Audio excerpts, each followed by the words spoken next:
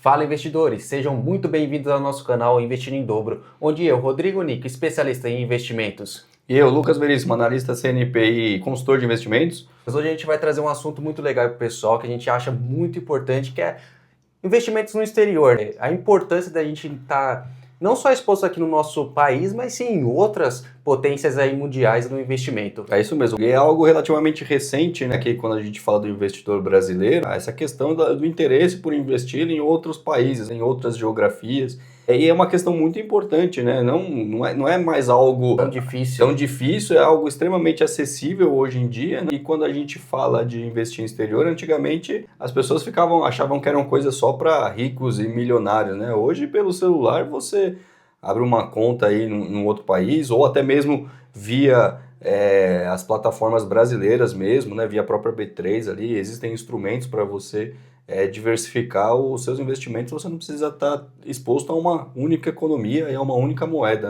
A gente sempre quebra o tabu aí de investimento é coisa para rico, e quanto era difícil, até os investimentos aqui dentro do nosso país, era difícil o acesso, você precisava ir em grandes agências de bancos, aquela fila. Hoje não, né? Hoje a gente consegue ter tudo na palma da mão, a tecnologia nos ajudou muito, e a gente vai trazer um pouco aí da importância da gente estar exposto a esses outros países, né? É isso mesmo, né? Assim como a tecnologia chegou para os investimentos nacionais, ela também chegou para os investimentos internacionais. Então hoje é tudo muito simples, muito fácil, muito acessível, né? Hoje você tem corretoras e braços de corretoras brasileiras nos Estados Unidos, na Europa, enfim, muito diversificado, que acaba auxiliando o investidor brasileiro nesse acesso a moedas fortes e a mercados globais, né? A abertura da conta, seja aqui no Brasil ou quanto em outro país, o quanto é fácil e rápido. Hoje é muito simples, né? Então não tem por que você estar com todo o seu dinheiro exposto a uma única economia. Dá para você diversificar ali bastante, é um fator de diversificação de risco muito importante, né? Bom, Lucas, a gente vai falar aí os pontos, o porquê a gente está exposto aí em investimento em outros países. A gente trouxe esse gráfico aí para ter o porquê a gente vai falar muito aqui sobre os Estados Unidos. Lógico que a gente tem grandes empresas aí na Europa, mas a gente vai bater bastante sobre os Estados Unidos porque a moeda deles é global, né? Acaba sendo a moeda de comércio global, né? E acho que é legal, muito bom esse gráfico que você colocou aqui, que muitas pessoas ficam perguntando o tempo todo, né? Mas será que agora é um bom momento para eu dolarizar meu patrimônio? Será que agora que o dólar saiu lá, pouco tempo atrás, a gente viu a questão de poucos anos atrás, saiu lá de 6,20, 6,30. E hoje ele está ali, né? Enquanto a gente grava esse vídeo, no patamar de 5 baixo, 5,5, né? 5,3, 5. E aí as pessoas, poxa, mas agora vale a pena agora, né? E aí quando você olha a trajetória do dólar no longo prazo... E a gente colocou aí desde a criação do real, desde né? A criação do real. Então a gente colocou lá aí... de 94, né? O início ali de 94, 95, né? Sim.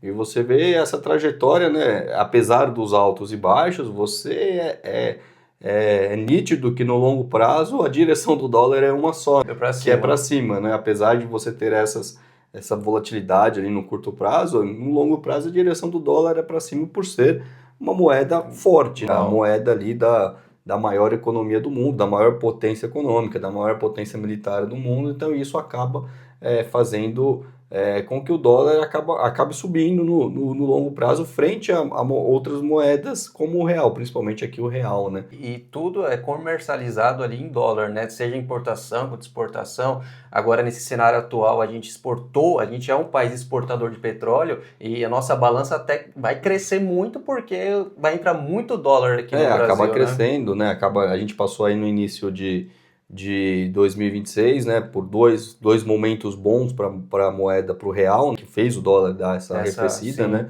A primeira foi, obviamente, o fluxo estrangeiro, né, de investidores, né, no começo do ano foi muito forte.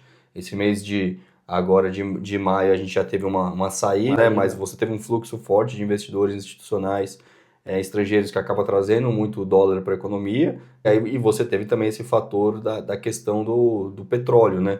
Do preço do petróleo, dado ali a questão geopolítica da guerra ali no Irã, ele fez com que o petróleo subiu, o petróleo saiu ali de 60 para bater 120, né? Então, assim, o Brasil, como exporta, acaba, né, trazendo também, então você tem esse fluxo aí De dólar das muito exportações, né, do dólar, né, que que acaba nem você pressionando falou a moeda. ali no primeiro trimestre, só de 2026 superou toda a entrada do capital aí de 2025. Agora teve uma saída boa, só que só no primeiro trimestre superou toda a entrada do fluxo estrangeiro em 2025. Então a gente teve muito dólar chegando aqui. Então é importante a gente, como investidor, você ter ali no seu portfólio uma porcentagem, uma parte que seja exposta ao dólar, Ao né? A essa dólar. moeda global que a gente falou, a essa moeda que, né, no longo prazo sobe frente ao real. Então é importante você ter nisso, né? Muitas pessoas falam, o que tem o preço?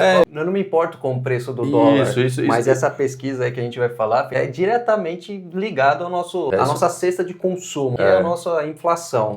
Isso é muito importante, porque as pessoas ficam, eu não pra que eu quero saber, ligo. né? Eu não ligo, eu compro as coisas em real, né? Então a pessoa que não tem a mínima noção, ela acha que o dólar não impacta ela no dia a dia, mas essa pesquisa da FGV mostra, né, o quanto ele impacta, né? E é engraçado que nessa mesma pesquisa ele segmenta ali por faixas até de renda. Quanto menor a renda, mais o dólar Maior impacta, impacto. né? Justamente porque, mas por quê? Porque tudo é cotado em dólar. Se o mercado global é cotado em dólar, o trigo que vai a Isso farinha que eu de ia trigo que falar. vai no pãozinho que a pessoa compra de manhã, Está cotado em está dólar. cotado em dólar. Ela aparece para você em real, mas naquela compra daquele trigo, daquela farinha de trigo, ela foi cotada em dólar e transformada em real. Feita a conversão para Eu real. gosto muito dessa comparação, Lucas, porque o pãozinho ali tá sempre na mesa do Tá brasileiro. o tempo todo. E a gente é o grande importador de trigo. A gente acha, apesar da gente ser um grande país aí produtor agrícola, Isso, a exatamente. gente importa muito Uhum. o trigo da Argentina. E a gente paga esse trigo em dólar. Exatamente, um país que é aqui do lado, né? Sim. E você paga ele em dólar. E aí você acaba falando, poxa, mas pãozinho, sim, mas tudo tem dólar. Né? O componente do seu celular aí que você está assistindo esse vídeo, ou da sua TV, os componentes eletrônicos são cotados em dólar. A gasolina. Apesar da gente ser o grande produtor de petróleo, o refino não é feito, porque o petróleo a gente exporta bruto. Isso. E a gente precisa importar ele refinado. Isso aí. Então a gente vai pagar em dólar, então vai impactar direto. A gente conseguiu segurar bastante o preço da gasolina nesse momento, porque a gente tem a Petrobras, ela tem uma estatal gigante, então ele consegue, o governo ele consegue segurar o preço diferente lá dos Estados Unidos, que já é direto na bomba. Já né? é praticamente lá, é meio que em tempo real, né? Sim. A variação ela bate tanto para cima quanto para baixo, né? Isso é ruim em alguns momentos, bons em outros, acaba sendo mais veloz, mas o livre, como lá as petrolíferas são basicamente privadas, né? Ela já tem uma grande diversificação, né? Não é Exato. concentrada. Você não tem uma única produtora, você tem inúmeras, né? A gente tem um monte no mundo. A Chevron é uma das mais famosas, mas tem uma série de outras. A gente acaba tendo essa influência direta, né? Então, quando a gente vê aqui ali de 16% a 18% dos seus gastos, da sua cesta de consumo, ela é impactada pela variação do dólar. Então, isso é importante. Isso é importante que você saiba para que você proteja também o seu poder de compra, não somente com ativos atrelados à inflação, ali a IPCA+, mas atrelados ao dólar, porque a gente acaba vendo que essa variação ela vai afetar a sua cesta de consumo. Então isso é importante ter essa proteção em dólar na carteira. E aí, em outros fatores, né? Pessoas que viajam para fora com mais frequência, aí a gente avalia quanto ter, então quanto ter de dólar. Isso é algo que é muito... variável, individualizado, né? A gente já sabe que o impacto varia entre 16% e 18%. Isso é de uma forma geral, né? Isso é uma forma depende geral. muito, que você claro, falou. da cesta de consumo específica. Poxa, não, eu gosto de ir para os Estados Unidos, eu vou para os Estados Unidos todo ano.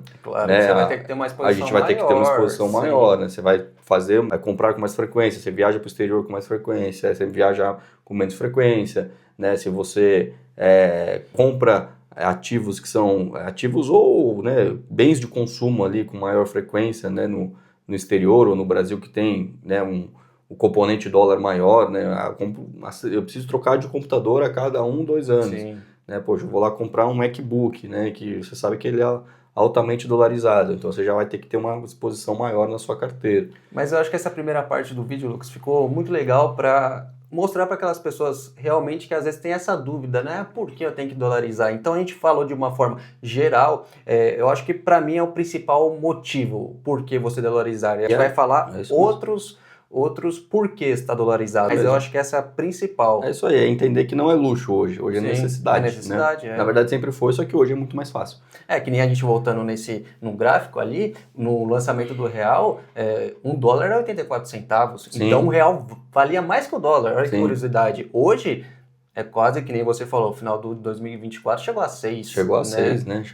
Passou de 6 até. Um outro ponto muito legal que a gente tem que falar para o pessoal é a exposição do número de empresas que a gente tem. Vamos falar dos Estados Unidos. Aqui a gente, na Bolsa do Brasil, a gente tem em média 400 empresas, né? Já lá nas bolsas ali americanas, seja a Nasdaq, tem mais de 4 mil. Então você tem uma variedade muito grande de empresas. Então quando você fala de mercado americano, você tem um acesso de a muito mais empresas, né? Aqui você tem uma quantidade menor, né? E dentro dessa quantidade dessas 400 empresas, se você for avaliar ali por tamanho de mercado e por liquidez, esse número diminui mais ainda, né? Se você for ver quantas são de fato líquidas ali para você negociar, né? Esse número cai bastante. No mercado americano já não, você tem uma quantidade gigante. E a gente tem que lembrar que os segmentos também, né? Assim, grandes empresas com presença global, elas são empresas americanas. Hoje você entra no Instagram, empresa da Meta, você tá vendo esse vídeo no YouTube, empresa, né, da Google, da Alphabet, você tá ali no seu computador utilizando uma Microsoft, uma Apple no seu celular. Então, assim, você tem acaba acessando essas empresas que são teses diferentes das empresas brasileiras. As empresas brasileiras, elas não são tão focadas nesses setores. Ela é basicamente commodity, setor financeiro, e ali o restante o último terço ali é um misto de tudo, né? Varejo, enfim. Mas você quiser uma exposição em tecnologia, semicondutores, você precisa ir para outros países para se expor. Exatamente, você precisa ter acesso a esses outros ativos, né? E é legal a gente falar que quando a gente fala do principal índice americano ali do S&P 500, né, o S&P 500, quando a gente vê ali mais ou menos desde a década de 70 até agora, ele rendeu algo em torno de 10%, uma média, né? Obviamente uma média de 10% ao ano, anualizado, um retorno anualizado de 10% ao ano. Quando você fala para o brasileiro, isso quer dizer que hoje isso seria numa média do real mais, que é a variação do real frente ao dólar, mais esses 10%.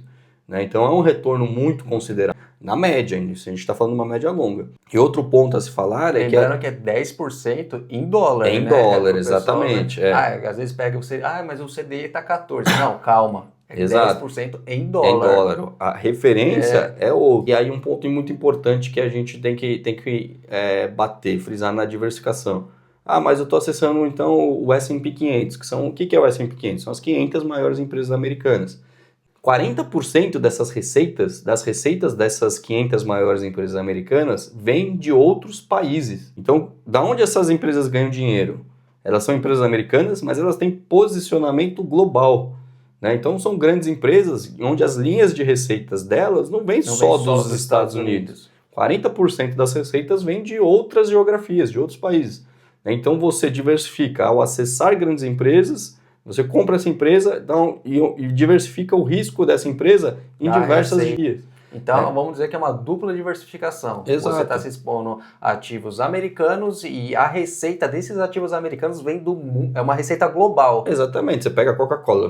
Todo lugar do mundo praticamente vende Coca-Cola. Isso que a gente falou, Apple, Microsoft, Nvidia. Tem consumidores globais. Então, assim, você não está só sob o efeito ali, né, da economia, tão somente da economia americana, né? Isso é uma dupla diversificação. Então isso é muito importante. Outro fator que eu acho que é legal a gente comentar poxa, mas o dólar, né? Será que agora tá bom de comprar? Mas agora que o dólar caiu, eu vou começar. Vou ficar esperando o dólar cair para comprar, né? 4,80, 4,70. Legal. Você pega assim, a pessoa mas e quem comprou dólar lá a R$6 e agora tá 5? Então, quem comprou lá atrás dólar a R$6 e alocou nessas grandes empresas, ele comprou essas empresas mais barato.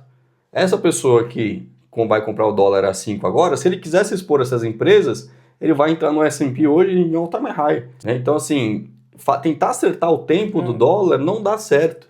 Por isso que a gente fala tanto do DCA, né? Por isso que a gente fala tanto do lado do DCA, né? De você vai comprar e vai fazendo compras estratégicas e vai fazendo aportes periódicos estratégicos, porque você não vai acertar o dólar e você não vai nem o acertar o S&P. mínimo do S&P. São duas variáveis. Então, acho que é algo importante da gente comentar com a galera, né? De Sim. assim, você não tentar acertar o tempo. Vai comprando sempre, vai comprando um pouquinho cada mês, um pouco cada mês, né? Divide os Vai aportes, dividindo os aportes e vai fazendo ali o dollar cost averaging, vai né? fazendo seu preço médio. A gente trouxe aí as 10 maiores empresas listadas, a gente pode ver aí que a maioria tá sediada nos Estados Unidos, né? É isso mesmo. Tem uma grande concentração hoje em tecnologia, a gente pode pegar aí a Nvidia, que é a mais cara, né? Market cap dela. Mais de 5 trilhões de dólares, Mais né? A de empresa 5 está valendo trilhões. mais de 5 trilhões. A Alphabet, e aí a gente pega também a TSMC, que é semicondutores, que está ligado diretamente à tecnologia, que vai vender chips, A semicondutores. TSMC ela fica ali em Taiwan, né? Só que ela é linkada diretamente à Nvidia porque ela é o braço produtor da A Nvidia, né? fornecedora ali de chips. A Nvidia fabrica, né? Ela projeta os chips e a TSMC ela fabrica mesmo. Então a gente vê que ali a exposição de tecnologia é muito grande. É isso aí. A gente tem só uma de commodities ali na Arábia Saudita, que é petróleo. É isso mesmo. É a grande Mas você vê o restante maior é produtora. basicamente tudo ligado à economia americana. Bom, agora vamos falar um pouco como investir, como é o acesso a esse mercado americano, europeu, japonês, independente, como que o investidor vai acessar, tem duas formas, a forma direta e a indireta, né? É isso aí. Então, a gente vai falar primeiro da forma direta, que é abrindo a conta ali em uma corretora americana. E o que eu acho interessante a gente falar, quando você está investindo diretamente, você faz o câmbio. Isso, Você exatamente. tem que fazer o câmbio, você tem que fazer a conversão aí real, dólar, e assim você comprar o ativo, seja uma ação, um ETF, qualquer que seja, né? Exatamente. Então você vai fazer na prática, né? O investimento direto. Então aí hoje nós temos inúmeras plataformas, né? Que você Sim. consegue abrir a conta no mercado americano, né? Você tem o BTG, tem contas internacionais, a Avenue, que foi uma das pioneiras, né? Que é uma corretora ali. Hoje ela pertence ao grupo do Itaú, mas ela é uma das primeiras corretoras abertas para brasileiros lá nos Estados Unidos. Você tem inúmeros bancos e corretoras que hoje oferecem essa conta nos Estados Unidos, né? Só que aí você tem isso que você falou. O investidor vai ter que fazer necessariamente duas operações. Primeira operação de câmbio, né, de transformar o dinheiro que ele está na conta daquela corretora em dólar, né, para o envio de fato para o mercado americano, e depois a execução de propriamente dito ali da compra do ativo que ele for colocar em carteira. Agora a forma indireta já também ele não precisa fazer essa abertura, ele faz a abertura em uma conta brasileira mesmo, só que ali os produtos que ele vai acessar é um pouco diferente, ele já não vai ter a ação direta, dolarizada ali fazendo a conversão, o câmbio, né? Ele vai ter outros produtos financeiros para ter a exposição americana, só que de outra forma. Exatamente, né? Ali os BDRs, que são os Brazilian Depositary Receipts, né? Que são os recibos ali de ações nos Estados Unidos. Então, na verdade, ele vai ter um recibo que é custodiado ali por um banco custodiante que vai representar uma ação que está depositada lá nos Estados Unidos em nome desse custodiante, né? No nome desse banco, né? Então, assim, ele compra um BDR de Apple, né? Então, ele vai comprar lá o BDR de Apple, ele vai ter esse recibo e essa ação vai estar custodiada lá nos Estados Unidos num banco custodiante. Tá? Então é uma forma indireta, né? A diferença é que aqui, em qualquer um dos investimentos indiretos, o ativo já é cotado em real, né? Então ele já vai lá e já compra diretamente na própria plataforma da B3, do home broker dele, sem a necessidade de abrir uma conta no exterior e de fato ter que ficar fazendo essas remessas, enfim, né? Ele já compra cotado em real, só que esse ativo vai sofrer duas variações. Em qualquer uma desses investimentos indiretos aqui, ele vai ter a variação tanto do ativo propriamente dito, ali da ação da Apple. A variação da ação da Apple somando-se a variação do cambial real frente ao dólar, né? Uma coisa que gera muita dúvida se eu tenho um BDR da Apple e essa ação valorizou, por que eu estou negativo?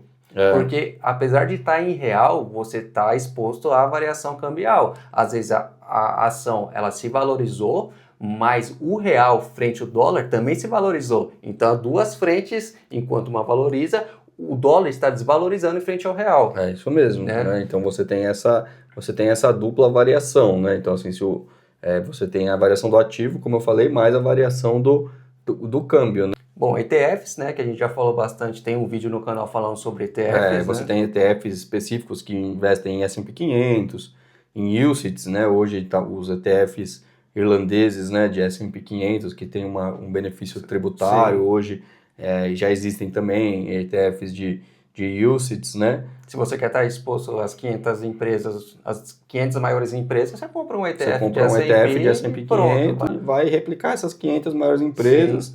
Você está dolarizando seu patrimônio, só que você está com, obviamente, ali vendo o seu patrimônio real, né? Esses fundos internacionais. A diferença, né, aí a gente tem que ponderar porque ambos têm vantagens e desvantagens, né? Para onde eu vou correr então, né? Eu acho que no investimento direto, a principal vantagem é, primeiro, você estar de fato com o dinheiro fora do Brasil, né? Então, assim, você está com o seu dinheiro de fato sob uma nova jurisdição, né? Então, o seu dinheiro está lá nos Estados Unidos e você está seguindo as regras, e aí é importante você conhecê-las, porque sim. você tem regras diferentes de sucessão, você tem impostos diferentes, Tributação. você tem tributação diferente, né? Então, assim, o seu dinheiro está em outra jurisdição. Então você vai seguir as regras dessa nova jurisdição e ainda assim vai ter que declarar aqui no Brasil para a autoridade alfandegária, né, para a Receita e tudo mais, essas suas operações que você faz no exterior. Isso é muito Né? importante. Então é importante você Em saber. cada país, a gente está falando aqui mais do mercado americano, mas se você for investir direto na Europa... Exatamente. Então você vai ter que cumprir as regras desse país, entender as regras desse país e as regras do Brasil na hora de fazer o ajuste de tributação, de declaração de imposto de renda, enfim, né? Então, torna a operação um pouco mais complexa nesse sentido. Algo que seja muito complicado? Não, mas você tem que correr atrás entender, desse né? conhecimento. Você vai ter que entender porque você vai ter que fazer isso. Então, acho que o mais importante é isso. Então, assim, você está de fato, com o seu dinheiro em outro lugar. País. O seu dinheiro está em outro país. Ponto negativo que a gente tem, né, essa questão tributária, como foi de você ter que entender de tudo isso que a gente explicou, é você ter que tomar um pouco de cautela nas remessas de câmbio, né, porque existem plataformas que vão cobrar spreads sobre o valor do dólar comercial, né, então, assim, você tem que avaliar que você vai também vai ter que pagar uma taxa, um spread ali sobre a cotação do dólar. Aí varia de plataforma para plataforma, você vai ter que entender, tem plataformas que cobram 1%, tem plataformas que compram 0,3% sobre a operação. É outra coisa que você tem que ponderar quando você vai fazer o câmbio. Exatamente, aí você vai ter o IOF também, né? Você vai ali, para você mandar para uma conta de investimento, hoje você vai pagar ali 1,1% de IOF para cada remessa. Se você vai fazer uma remessa para uma conta banking, que você vai fazer a utilização desse dinheiro lá fora, esse IOF já vai para 3,5%. Né? Então você tem esses custos também embutidos. Né? E quando a gente fala agora dos indiretos, a principal desvantagem que eu vejo é de fato se o dinheiro está no Brasil. Né? Então assim, você está dolarizado, você está com acesso a essas empresas, mas o dinheiro está no Brasil. Né? Existem algumas taxas que são maiores, por exemplo, então ETFs, às vezes um ETF aqui, ele replica um ETF dos Estados Unidos. Então você vai pagar uma taxa de administração global maior, porque você vai pagar a taxa de administração desse ETF, da gestora daqui, mais da gestora de lá. Então o custo da taxa de administração aumenta. Assim, eu falo, Lucas, para você, se você quer iniciar, eu acho que a forma indireta é a mais simples. É a mais simples e mais fácil. É a mais simples e mais fácil. Para você que, eu vou começar a dolarizar. Eu também acho. Eu acho que é a mais fácil. Aí, conforme o tempo você vai tendo mais conhecimento, eu acho que é válido até você ter uma alocação no país de origem. Eu também tenho essa mesma percepção, né?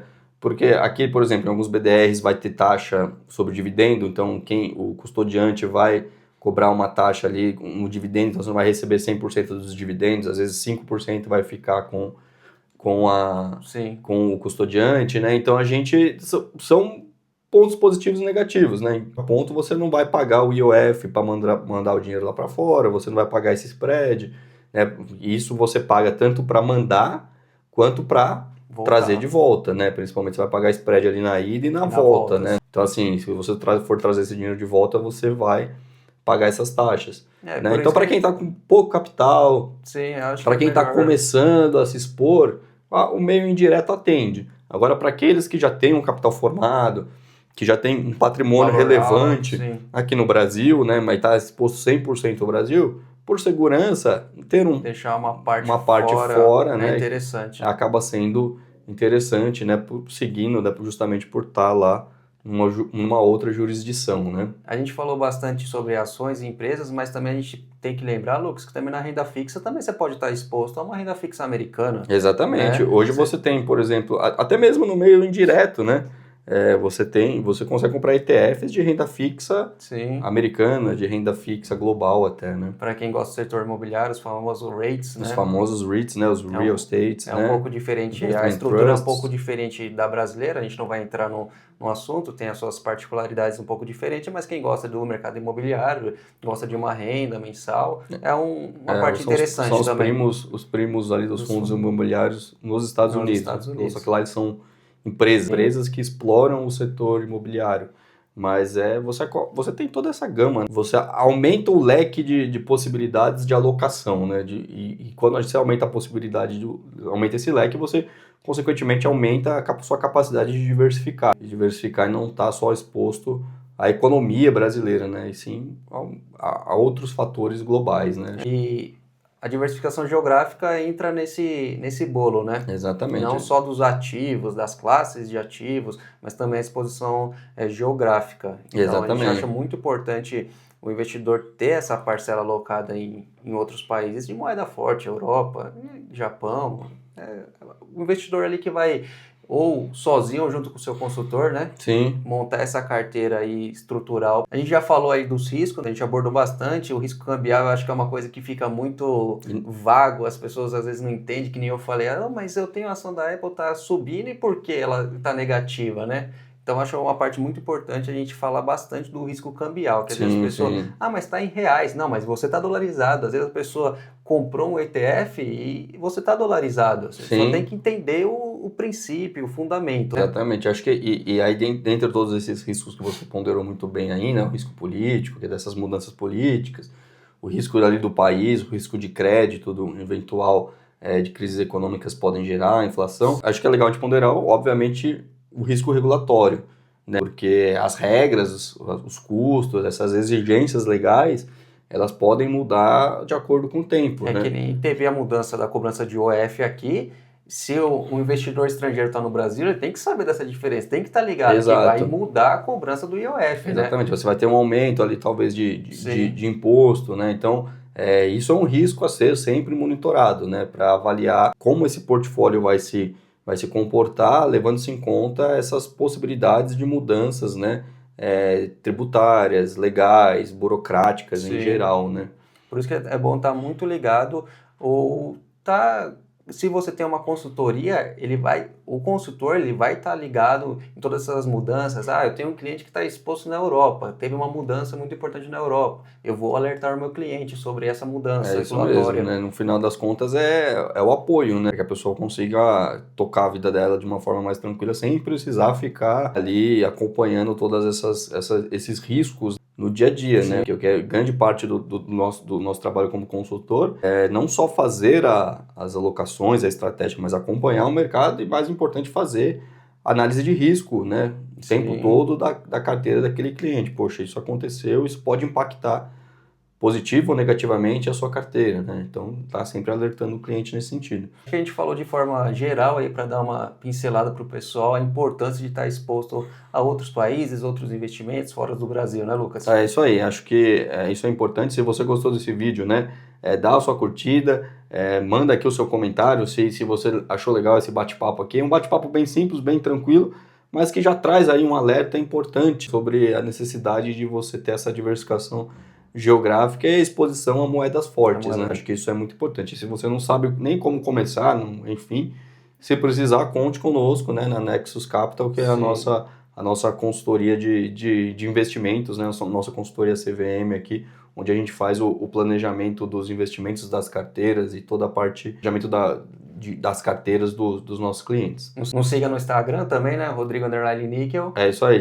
Segue lá, Lucas_Veríssimo_CNPI. A gente sempre está postando ali. Né? Lá a gente tem um conteúdo mais em tempo real, né? Então, se você quer um conteúdo mais em tempo real, segue lá no Instagram que a gente traz sempre as novidades do mercado para lá. Muito obrigado e bons investimentos.